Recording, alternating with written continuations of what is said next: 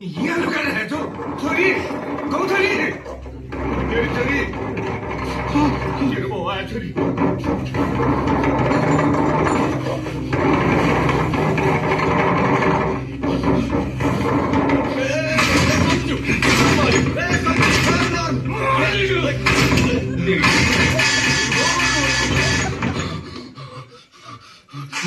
गौथली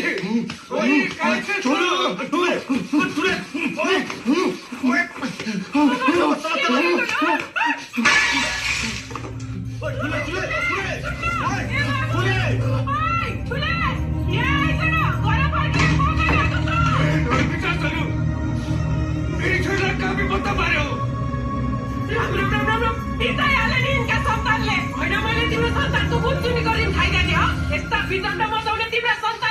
पहिला सुरु तिम्रो छोरीले मेरो नाति खाए त्यसपछि मेरो छोरालाई बिगार पारी अहिले बाउ आएर मेरो छोरालाई संस्कार गतिलो भयो नि सन्तान गतिलो आउँछन्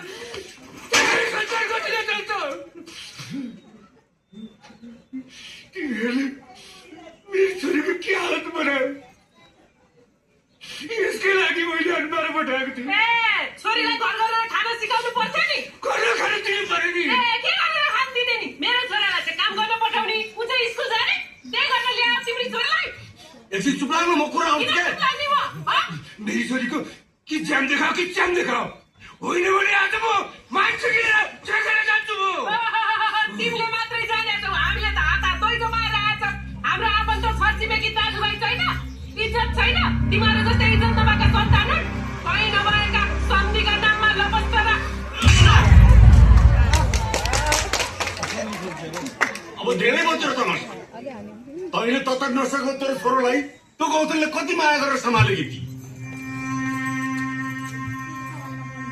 बुढेसकालमा एउटा सहारा भेट्यो भन्टानेको थिए अर्काले घर गरेर खाएको देख्न नसक्ने त अनि फेरि तेरै ठुलो त्यो गौतमले पढेर के बिगारी थिए तेरो के बिग्रिरहेको थियो छोरी मान्छेको सबभन्दा ठुलो शत्रु भनेको त तिम्रो छोरी मान्छे हो क्या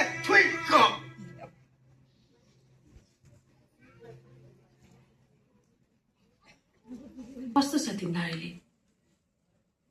यो खुट्टा चाहिँ एकदमै दुखिरहेछ